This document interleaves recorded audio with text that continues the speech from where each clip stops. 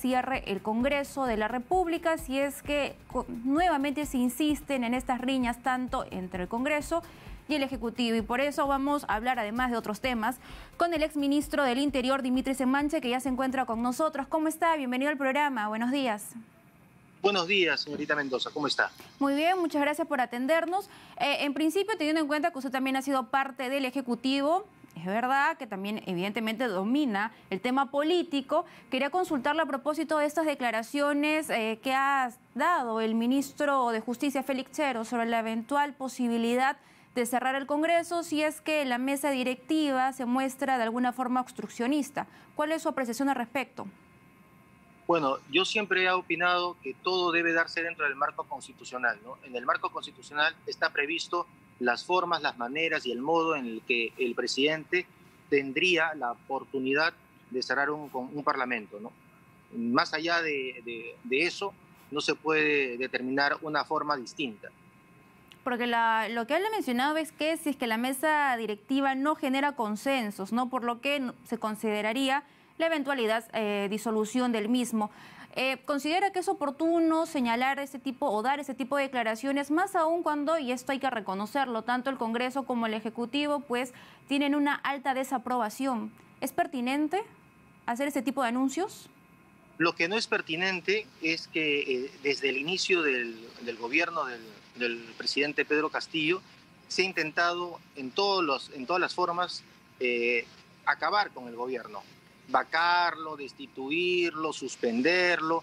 Se busca cualquier motivo para terminar con el gobierno de manera inconstitucional, antidemocrática. Es decir, obviando que el presidente Castillo ha ganado una elección de manera democrática por las urnas y que él debería salir, salvo que exista algún impedimento que ya está previsto en la Constitución, él debería salir el 28 de julio del 2026. Eso es lo antidemocrático, el pretender de tener un gobierno que ha sido elegido democráticamente. Usted precisamente fue censurado por el Congreso de la República. ¿Considera que fue injusta esta decisión? No solamente lo considero, cualquier persona que analice lo mínimo va a encontrar que es injusta. Que lo pueden hacer, sí lo han podido hacer, lo han hecho en realidad, han utilizado los votos y han utilizado el poder que les da la Constitución y su reglamento para hacerlo. Pero que algo sea legal no quiere decir que sea legítimo.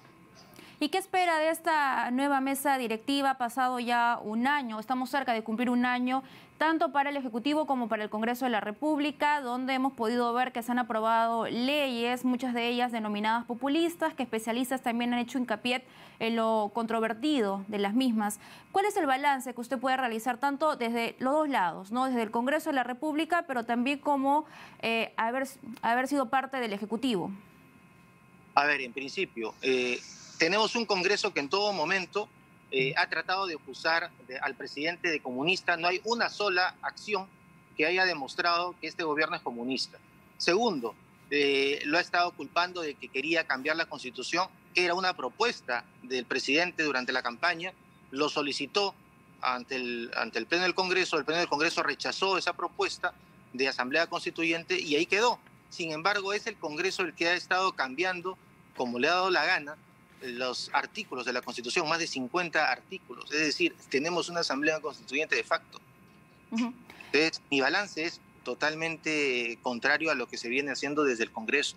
Ahora, pueden haber muchos errores que se han cometido desde el Ejecutivo, errores que se tienen que encauzar, que se tienen que corregir, pero ninguno de estos errores puede determinar el cierre de este gobierno, la vacancia del presidente, la suspensión del presidente como se quiere hacer ahora para impedir que el Congreso también se vaya. En realidad lo que han querido hacer es gobernar desde el Congreso, ¿no?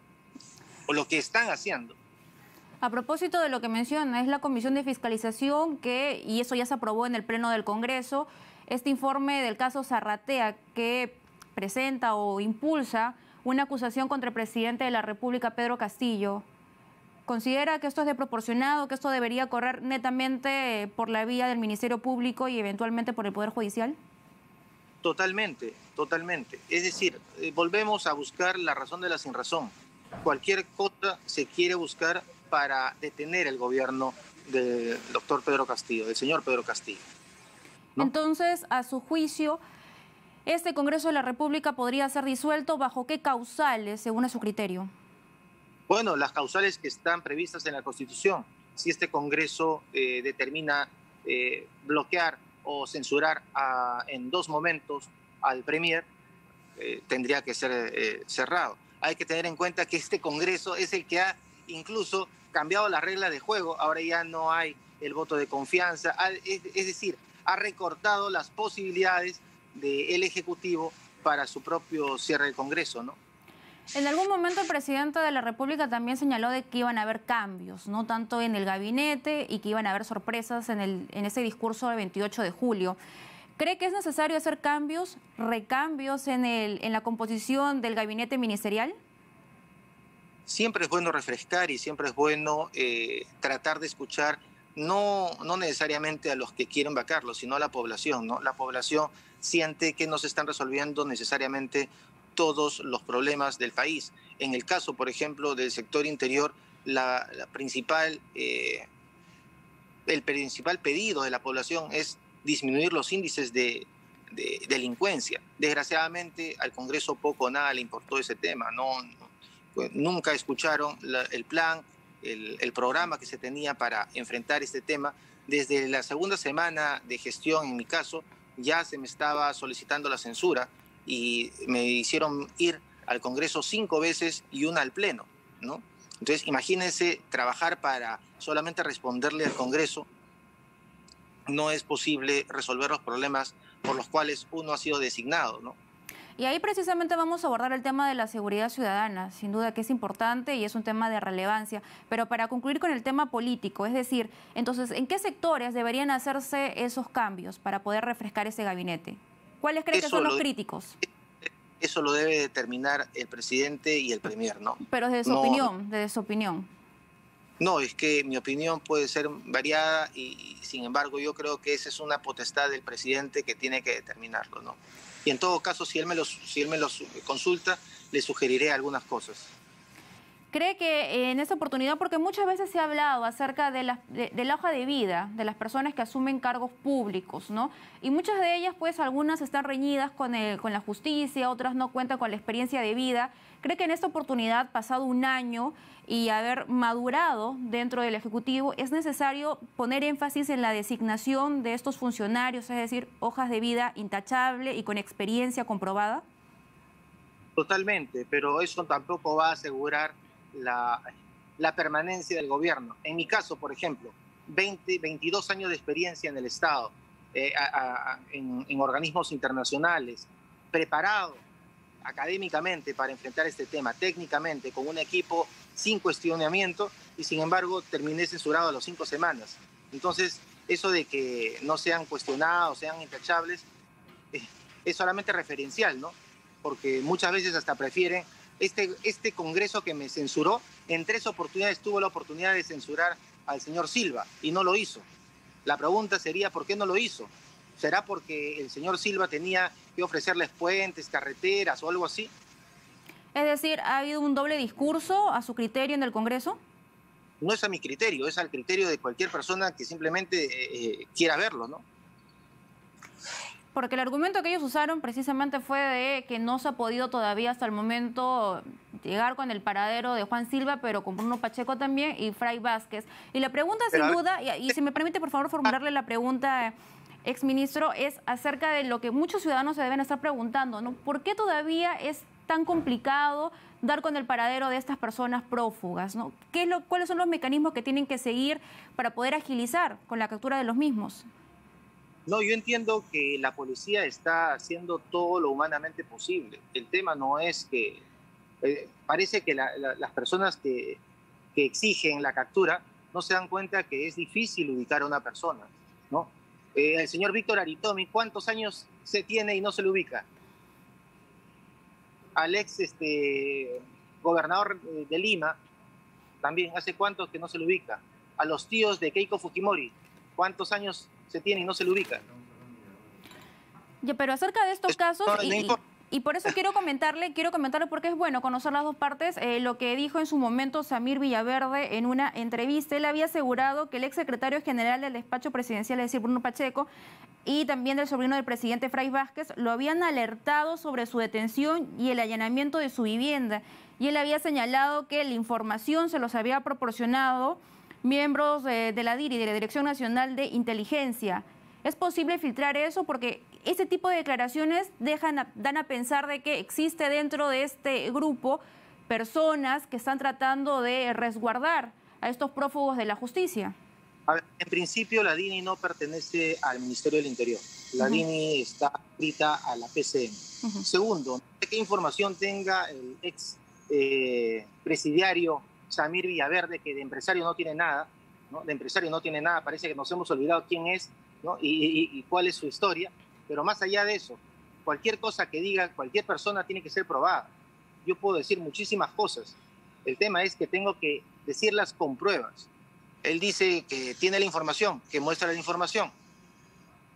Es verdad que la gente no debe olvidar su pasado, efectivamente, siendo una persona que fue sentenciada por el robo de un asalto de un restaurante, pero ahora está en el papel de colaborador eficaz y para hacerlo pues se necesita entregar pruebas y estos deben ser corroborados por el Ministerio Público. Destituida de las Fuerzas Armadas por pertenecer a una organización criminal. ¿Cree que eso lo desacredita en lo que está señalando? Bueno, si ustedes quieren creerle a una persona que ha delinquido varias veces y que ahora, esta tercera vez que también ha delinquido, quiere salvar su cuello y está inculpando a otras personas pero sin mostrar ningún argumento o ninguna prueba, que muestre las pruebas. Un colaborador eficaz porque primero acepta que ha cometido el delito y segundo muestra pruebas fehacientes que permitan corroborar que la persona que él está inculpando está verdaderamente vinculada a los hechos que él aduce, ¿no? Bueno, por lo pronto lo que han señalado los abogados es que han entregado más de 10 audios, pero en todo caso es el Ministerio Público que tiene que contrastar esta información y además dentro de esta investigación. Culpando al presidente, tendría que mostrar audios que involucren al presidente, no audios terceros hablando de un presidente. Porque yo en este momento podría hablar de cualquier persona, podría hablar del presidente de Estados Unidos y eso no lo involucra para nada. Eso es efectivamente, y por eso siempre se requiere que el Ministerio Público tenga bien todas estas pruebas y pueda analizarlas, porque efectivamente muchas personas pueden decir muchas cosas sin pruebas y por eso es importante una investigación exhaustiva, prolija. Pero ahora quiero aprovechar antes que nos gane el tiempo acerca de la seguridad ciudadana o inseguridad ciudadana, que es lo que estamos viviendo todos los peruanos. Se declaró hace ya un tiempo atrás en estado de emergencia tanto Lima y Callao. ¿Esta medida ha sido efectiva? ¿Cuáles son, digamos, el balance que nos puede dar o detallar en el momento en el que usted estuvo en la gestión sobre la efectividad de esta medida? Lo que sucede es que una medida, si no va acompañada de un plan, es poco efectiva, cualquier medida que ésta sea. Lo primero que necesitamos entender es que la policía no va a solucionar por sí sola la inseguridad ciudadana. Hay que despolicializar la seguridad. Es decir, no todo descansa en la policía. La policía detiene muchas veces a muchos delincuentes. Habría que preguntarse en este año a cuántos delincuentes ha detenido, a cuántos de esos delincuentes eran extranjeros y cuántos en total han sido liberados por el Ministerio Público 24 o 48 horas después de su detención. Entonces, si queremos enfrentar la delincuencia, en principio tenemos que empoderar a la policía. Eso no quiere decir que no se denuncien casos de corrupción o no se señalen a personas que puedan estar involucradas dentro de la policía en actos de corrupción, como que en muchas instituciones, porque no van a decir que en el Ministerio Público no hay corrupción, en el Poder Judicial no hay corrupción, en el Congreso no hay corrupción. Es decir, en todas las instituciones hay actos de corrupción. Por eso que se necesitan sistemas de controles adecuados. Pero más allá de eso, si le quitamos el poder a la policía, si le quitamos la autoridad a la policía, ¿cómo después le exigimos a esa policía accionar eficaz y eficientemente, de manera fuerte, contra la delincuencia? Si el policía tiene armas, si el policía tiene miedo de enfrentar a un delincuente, porque si algo le pasa al delincuente, el policía termina preso. Y por Hay que último, preguntar. sí, por último, por favor, antes que me gane el tiempo, porque tengo que mandar al corte, el ministro del Interior, Mariano González, él había anunciado que va a solicitar, bueno, el Ejecutivo en todo caso va a solicitar al Congreso de la República facultades para legislar en materia de seguridad ciudadana. ¿Cree que es acertada esa propuesta? Por supuesto, creo que es acertada. Hay muchas cosas que se proponían desde el Estado para hacer cambios legislativos, pero si vamos a esperar a que el Congreso lo haga, mejor lo hacemos como Ejecutivo, ¿no? Muy bien, muchísimas gracias. Muchísimas gracias. Sí, dígame. Sí, no, solamente para decirle que es importante fortalecer el rol de la policía. No se puede seguir destruyendo a una institución tan loable que pone el pecho todos los días por la ciudadanía.